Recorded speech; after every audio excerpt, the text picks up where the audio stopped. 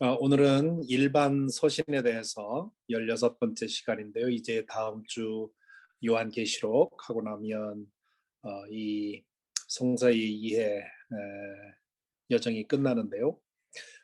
지난주에 말씀드린 것처럼 성경의 절반 이상은 편지인데 그 중에 13개의 편지는 바울의 편지였고요. 그리고 나머지 이제 그 히브리서부터 유다서까지 이 편지들을 보통 일반 서신 혹은 공동 서신이라는 말을 씁니다. 영어로는 The Catholic Letters 그렇게 얘기를 하는데요. 이 캐톨릭이라는 말이 그냥 보통 그, 그 고유명사로 사용이 되면 로만 카톨릭 교회를 가리키지만 일반 명사로 사용이 될 때는 일반 혹은 공동 그런 뜻입니다. 그래서 우리 사도신경에도 I believe in the Holy Catholic Church 그렇게 얘기를 하는데 그 Holy Catholic Church는 천주교회를 믿는다는 말이 아니라 이 공동의 교회 그런 의미를 가지지요. 그래서 영어로는 Catholic Letters 그렇게 얘기를 하고 우리말로는 일반 서신 혹은 공동 서신 그렇게 번역을 합니다. 그 일반 서신, 공동 서신에는 히브리서, 야고보서, 그리고 베드로 전후서, 요한 1, 2, 3서, 유다서 이것을 통칭하는 말인데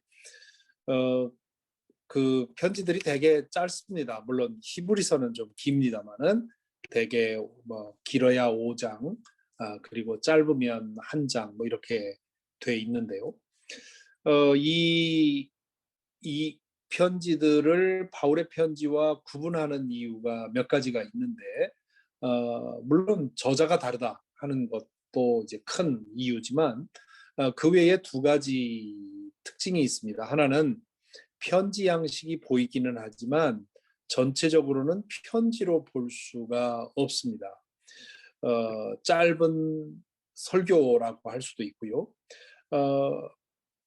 물론 이제 이 중에 요한 3서라든가 뭐 이런 것들은 편지의 형식을 가지고 있지만 전체적으로는 편지가 아니고 이 히브리서 12장이라고 했는데 13장 22절에 보면 형제자매 여러분 부디 이 권면의 말을 받아들이기를 권유합니다. 그렇게 되어 있습니다. 이 권면의 말이 바로 히브리서 저자가 그 지금 내가 쓰고 있는 이 글은 권면의 말이다 이렇게 정의한 거죠. 이 권면의 말이라고 하는 것은 오늘로 치면 설교에 해당한다고 볼 수가 있습니다. 그래서 바울의 편지들은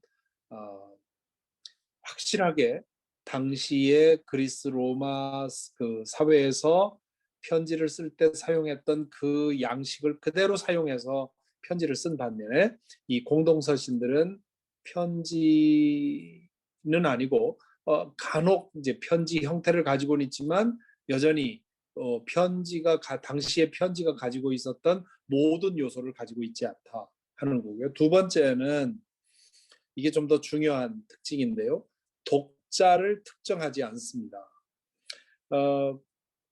바울의 편지들은 확실하게 맨 앞에 나 바울이 누구누구에게 글을 씁니다 하고 그 독자를 아주 분명하게 그 규정하지요.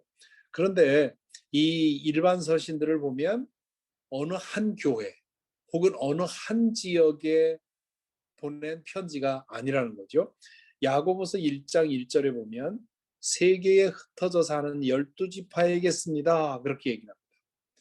이 12지파라는 말은 이스라엘의 12지파를 얘기를 하는 건데 그 말은 이 세계에 흩어져 사는 모든 그리스도인들이 새 이스라엘이라 하는 의미에서 12지파라는 말을 사용을 한 거죠. 그러니까 이 야고보서는 어느 한 독자, 어느 한 지역 사람들에게 쓴 것이 아니라 그리스도인이라면 누구나 읽을 수 있도록 일반적인 그런 얘기를 하고 있는 겁니다. 그러니까 한 교회의 구체적인 문제를 다룬 것이 아니라 일반적인 신앙의 문제를 다뤘다는 말이죠.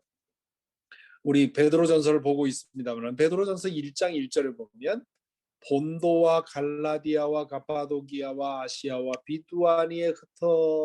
비두니아에 흩어져 사는 나그네들인 택하심을 입은 사람들에게 이렇게 얘기를 하죠. 이 지금 여기서 얘기되고 있는 이 지역은 지금의 터키 반도에 있는 그런 도시들을 말합니다. 그러니까 이것도 물론 그 소아시아라고 하는 그런 지역을 크게 보면 분명한 대상을 뒀다 할 수 있지만 여러 교회에 쓴 것이기 때문에 일반적인 그런 내용을 가지고 있다고 할 수 있고요. 베드로서 1장 1절은 우리와 우리의 믿음과 같은 귀한 믿음을 받은 이들에게 씁니다. 이렇게 얘기를 합니다. 그러니까 바울의 편지들은 어느 한 지역에 있는 교회들에게 쓴 그 교회의 문제를 다룬 편지라면 이 일반 서신, 공동 서신은 좀 더 보편적인 문제, 좀 더 일반적인 문제, 어느 지역에 살고 있더라도 그 가르침이 의미가 있을 만한 그러한 책이 바로 그런 글이 공동 서신의 요소라 그렇게 말할 수 있습니다. 이 일반 서신의 경우는요, 저자의 문제가 좀 있습니다. 히브리서는 이미 말씀을 드린 적이 있습니다만은 전통적으로는 바울 서신 중에 하나로 여겨져 왔습니다. 그러나 19세기부터 시작된 성서에 대한 비판적인 연구 이후로 바울이 쓰지 않았다는 의견이 우세합니다. 물론 지금도 히브리서는 여전히 바울이 썼다고 주장하는 사람도 있습니다만은 대다수의 그 성서학자들은 이건 바울의 편지가 바울의 글이 아니다라고 생각을 하죠. 그렇게 판단하는 이유는 여러 가지가 있습니다. 그러니까 문체를 비교해도 그렇고 사상을 그 신학을 비교해도 그렇고 차이가 있다. 이제 그렇게 얘기를 하는 거죠. 둘째로 야고보서는 다수설은 뭐냐면 예수님의 동생 야고보가 썼다고 보죠. 예수님의 사도 중에는 야고보가 둘이 있었습니다. 세베대의 아들 야고보와 알페오의 아들 야고보가 있었는데 이 세베대의 아들 야고보는 44년에 가장 먼저 순교를 당합니다. 그렇기 때문에 이 세베대의 아들 야고보가 썼을 가능성은 없고요. 그리고 이 알페오의 아들 야고보에 대해서는 알려진 게 없습니다. 반면에 예수님의 동생 야고보는 그 베드로가 이제 이방 선교로 예루살렘을 떠나 있는 시간이 많아지면서 예루살렘 교회의 지도자가 되죠. 그래서 이제 그 예루살렘 전쟁, 이 유대 전쟁 66년에 시작된 유대 전쟁 때에 순교당한 것으로 보고 있는데요. 그 예수님의 동생 야고보가 예루살렘 교회의 지도자로 부상한 것은 뭐 당연히 생각할 수 있죠. 예수님의 동생이라고 하는 그런 어떤 그 크레딧이 작용을 한 것이겠죠. 우리 여기 천주교 교우도 한 분 와 계신데 천주교에서는 예수님의 어머니 마리아가 평생 남성과 잠자리를 하지 않고 예수님을 낳고 나서 처녀로 지냈다고 하는 그런 교리 때문에 이 예수님의 동생이 사실은 친동생이 아니라 이복 동생이거나 혹은 사촌이거나 이럴 거라고 생각을 하지요. 그런데 개신교에서는 성경에 나와 있는 그 동생이라는 말, 형제라는 말이 다른 뜻일 수가 없다고 생각하기 때문에 예수님의 친동생으로 보죠. 그래서 예수님의 친동생이라고 하면 아무래도 당시에 그리스도인들, 예수님을 그리스도 이 메시아로 믿는 사람들에게는 훨씬 신뢰가 갔겠죠. 그래서 야고보가 이제 쓴 것으로 그렇게 인정이 되어 왔습니다. 그런데 그 야고보 자신이 아니라 야고보의 제자가 스승의 이름으로 썼다는 의견도 좀 있습니다. 베드로 전후서도 마찬가지인데요. 예수님의 제자 베드로가 쓴 것으로 썼다고 하는 것이 이제 다수의 의견입니다. 그런데 이 편지의 경우도 베드로의 제자가 스승의 이름으로 썼다고 하는 의견도 있습니다. 요한 1, 2, 3서도 역시 이 요한복음 그 1서, 2서, 3서에 보면 장로 요한이라고 자기를 소개해요. 그래서 이 장로 요한이 세베대의 아들 요한, 사도 요한과 같은 사람이냐 아니면 사도 요한의 제자였느냐 하는 의견이 학자들 사이에 논란이 되어 있습니다. 그래서 어떤 사람들은 사도 요한이 장로 요한과 같은 사람이다. 그렇기 때문에 사도 요한이 썼다. 이렇게 보는 사람들도 있고요. 이 장로 요한은 사도 요한의 지도를 받은 그런 교회에서 그 리더십을 전해받은 그 제자였을 거다. 그 제자가 쓴 것이다. 이렇게 보는 의견도 있습니다. 마지막으로 유다서는 아주 짧은 편지지요. 유다서는 거기 보면 예수님의 또 다른 동생 유다가 쓴 것으로 되어 있습니다. 편지에 보면 야고보의 동생이라고 되어 있는데 예수님의 형제가 여럿 있었는데 그 유다가 쓴 것으로 되어 있으나 다른 사람이 그의 이름으로 썼다는 의견도 없지는 않습니다. 그래서 이 저자의 문제에 대한 얘기를 좀 하고 넘어가야 될 것 같아요. 왜냐하면 과거에는 그렇지 않았습니다만은 지금은 인터넷을 통해서 다양한 정보를 전해받을 수 있기 때문에 인터넷에 가면 이 일반 서신들이 사실은 그 베드로나 야고보가 쓴 것이 아니라 다른 사람이 쓴 위작이다 이런 주장들이 많이 있기 때문에 이런 것에 대해서 좀 이런 의견이 있다 이런 사실이 있다고 하는 것쯤은 우리 교우들께서 알고 계셔야 될 것 같아서 제가 말씀을 드리는데요. 이 데카르트의 방법 서설 이후에 서구 학문 방법이 결정이 됐습니다. 그 방법이라고 하는 것은 진리를 찾기 위해서는 더 이상 의심할 수 없을 때까지 의심해야 된다. 이것이 이제 17세기 이후로 서구의 학문의 태도를 결정한 아주 가장 중요한 그런 방법론입니다. 그래서 이 데카르트가 결국 자기 자신에 대해서도 의심해 봤더니 정말 의심할 수 없는 마지막 진실은 나는 존재한다. 한다라고 하는 그런 유명한 나는 생각한다, 고로 존재한다. 이것만큼은 의심할 수가 없다. 이렇게 얘기를 했죠. 그래서 그 이후에 이 서구의 학문 방법이라고 하는 것은 모든 것을 의심하는 거예요. 당연하게 생각되는 걸 다 의심해도 의심할 것이 없는 것만 사실로 인정하고 진리로 인정하는 거죠. 이 방법이 성경에도 적용이 된 겁니다. 18세기, 19세기 들어오면서 그래서 그것을 역사 비평 방법이라고 부릅니다. Historical Critical Method라고 하는 건데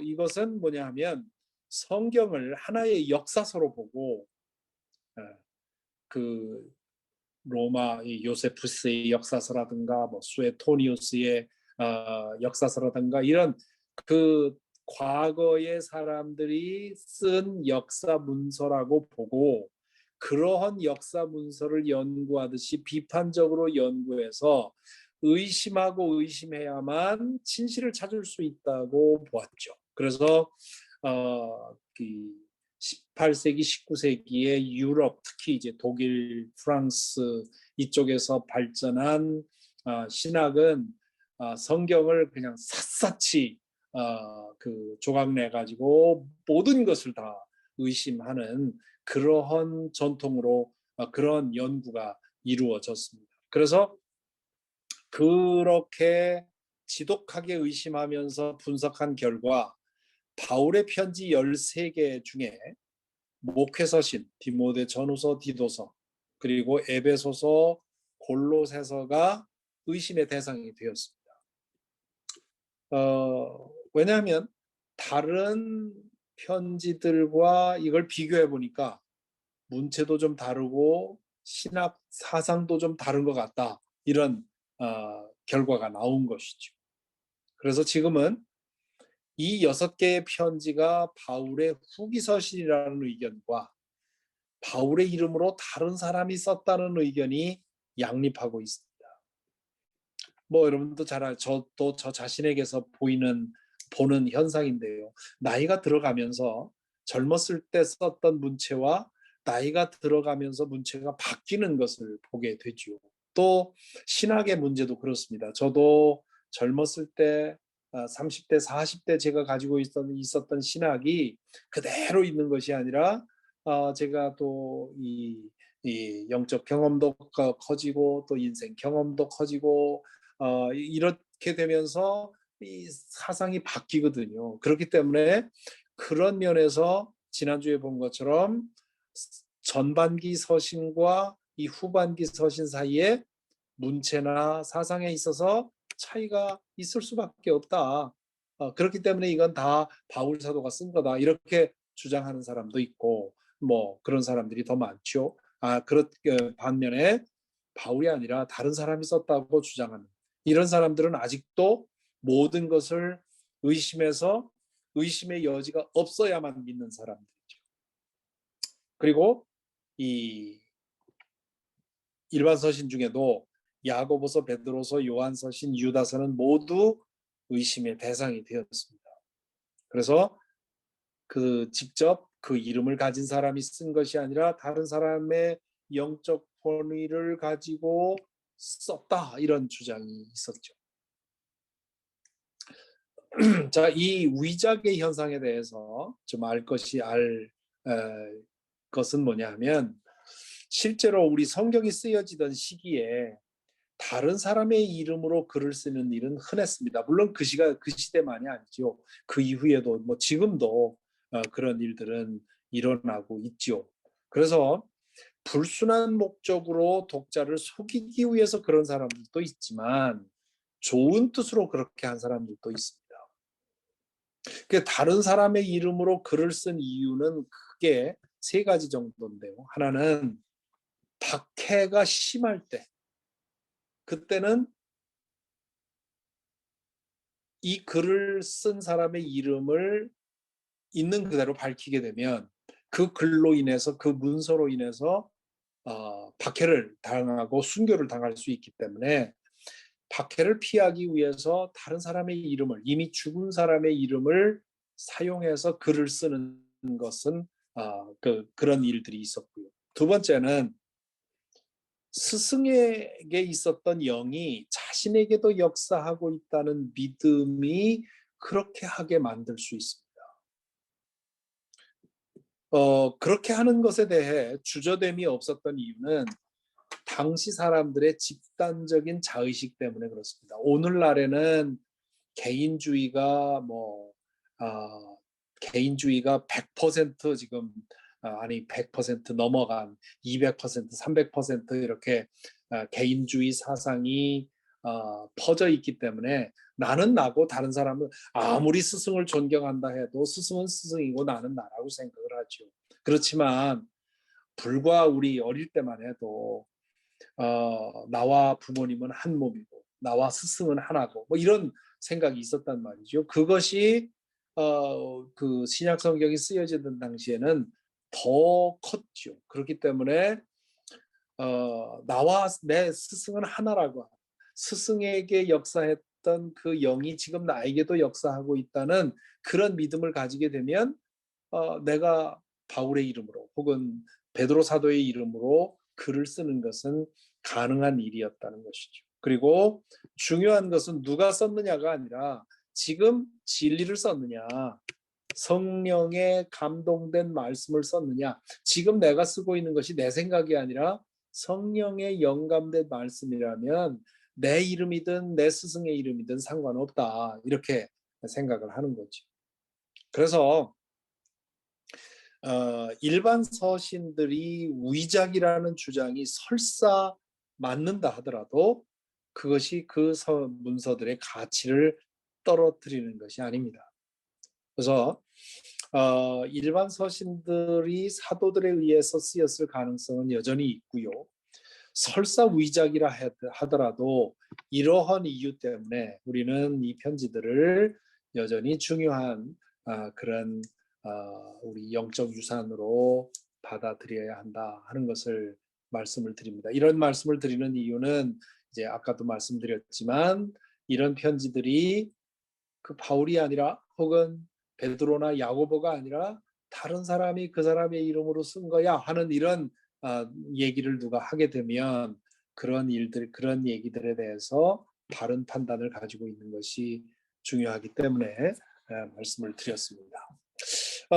이 일반 서신 하나하나 중요한 특징만을 좀 짚고 넘어가겠는데, 첫째, 히브리서는 권면의 말이라고 아까 보았던 것처럼 히브리서 전체는 하나의 설교 혹은 신앙 논문으로 생각을 합니다. 사실은 상당히 어려운 논문입니다. 그 사상과 이제 앞뒤의 연결과 이런 것들, 그리고 구약 성경을 굉장히 많이 인용을 하고 있는데요. 히브리서는 신약 성경 중에 가장 어려운 책 중에 하나로 그렇게 그 학자들 사이에 인정받고 있습니다. 저자는 구약 성경에 아주 정통한 사람입니다. 그런 까닭에 이제 바울이 썼다고도 주장을 하는 이유인데요. 누군가 이 구약 성경을 줄줄 알고 꿰고 있는 사람 아니면 이런 글을 쓸 수가 없는 거죠. 히브리서의 중심 주제는 아주 뚜렷합니다. 예수 그리스도는 대제사장이고 그분의 죽음은 완전한 제사다. 그렇게 얘기하죠. Once for all. 한 번에 모든 것을 완성한 그런 제사다. 그렇기 때문에 그리스도를 믿는 자들은 더 이상 제사를 드릴 필요가 없고 제사장도 필요 없다. 십자가의 은혜로 인해서 우리 모두가 다 제사장이 되었다. 그래서 우리는 이제 더 이상 제사장을 통해서 하나님 앞에 나가는 것이 아니라 우리 스스로 그리스도 안에서 그리스도의 보혈의 은혜 안에서 하나님 앞에 나가게 된다는 것이죠. 그것이 이 히브리서의 중요한 가르침입니다. 그래서 이런 것을 보면 이 글은 복음을 받아들인 후에 다시 제사를 드려야 한다고 생각했던 유대인 그리스도인들을 위해서 쓴 글이라고 보는 겁니다. 유대인들은 복음을 받아들이기 전까지 죄를 지으면 제사를 드려야 된다고 생각을 했죠. 그 제사의 절차가 제사를 드려야 한다 할 때 거기에 드는 비용도 만만치 않고요. 또 예루살렘 성전까지 가야 했으니 그 불편도 만만치 않고 그 모든 과정을 다 하면서 자기의 죄를 사함받는 거, 그러고 나면 정말 사함받은 것 같아요. 왜냐하면 돈도 많이 들였죠. 불편했죠. 시간 많이 들였죠. 그런데 그렇게 지내다가 복음을 들은 겁니다. 그러면서 이 복음을 통해서 이제는 예수 그리스도가 나를 위해서 완전한 제사를 드렸으니 더 이상 제사를 드릴 필요가 없다는 그런 소식을 듣고는 와, 이거 정말 대단한 복음이라고 생각을 했던 거죠. 근데 시간이 지나면서 또 죄를 짓는 겁니다. 예수 그리스도를 주님으로 영접했을 때 그분의 보혈로 내 과거의 모든 죄가 용서됐다는 것은 믿을 만한데, 믿고 나서도 죄를 짓고 그리고는 그 죄책감을 가지고 있는데 그거는 해결이 잘 안 된다는 거예요. 그러니까 이 유대 전통에 익숙해 있던 유대인 기독교인들이 다시 제사를 드리고 싶어 했던 거죠. 그래서 이 히브리서 저자는 다시 제사를 드리는 것은 예수님을 다시 십자가에 못 박는 거다. 그리고 예수님이 완전하게 드린 예수님의 그 완전한 제사를 깎아내리는 거다. 절대로 흔들리지 마라. 예수님의 십자가의 보혈이면 충분하다. 여러분들의 미래의 죄, 현재의 죄, 과거의 죄, 모든 죄가 예수 그리스도의 은혜 안에서 충분히 용서되었으니 다시 제사를 드리지 마라 하는 것이 이 히브리서를 통해서 전하고 있는 메시지. 야고보서는요, 마르틴 루터가 지푸라기 서신이라고 불렀던 편지입니다. 마르틴 루터는 성경을 예수님의 말구유에 비유했어요. 예수님께서 이렇게 누워 계시는, 아기 예수님이 누워 계시는 그런 말구유에 비유했습니다. 이거 전체가 성경이라는 거죠. 그래서 성경을 통해서 우리는 예수님을 봐야 된다. 그런데 이 예수님을 전하기 위해서 이 말구유도 필요했고 또 거기에 지푸라기도 놓았다는 거죠. 그래서 이 말구유와 지푸라기 이건 이거는 그냥 수단일 뿐이고 이것을 통해서 우리가 발견할 것은 예수님을 봐야 된다. 이것이 마르틴 루터가 성경에 대해서 얘기를 한 겁니다. 그렇게 비유하면서 그렇게 보면 이 야고보서는 지푸라기 같은 거다. 필요 없다. 그래서 아주 심하게는 이 성경에서 빼야 된다고 얘기까지 했습니다. 왜냐하면 여러분 잘 알다시피 마르틴 루터가 종교개혁을 할 때 이 행위로 받는 구원, 당시에 가톨릭 교회가 이 행위를 매우 중요하게 생각을 했죠. 그래서 공로를 쌓아 올려야만 우리가 용서받고 구원받는다고 하는 그런 가르침을 주었는데 거기에 대해서 이 루터가 그 문제를 붙들고 씨름하면서 결국 해결받은 것이 뭐냐 하면 행위가 아니라 믿음이다. 그래서 구원은 행위로 우리가 공로를 쌓아서 구원을 우리가 얻어내는 것이 아니라 하나님께서 예수 그리스도를 통해서 주신 그 믿음, 그 하나님의 구원의 은혜를 받아들이는 믿음으로 충분하다. 이렇게 얘기를 했죠. 그런데 마르틴 루터 시대의 그 상황에서 이렇게 보았던 건데 마르틴 루터는 이 문제를 해결받은 것을 로마서 1장 17절에서 해결받았죠. 하나님의 의가 복음 속에 나타납니다. 이 일은 오로지 믿음에 근거하여 일어납니다.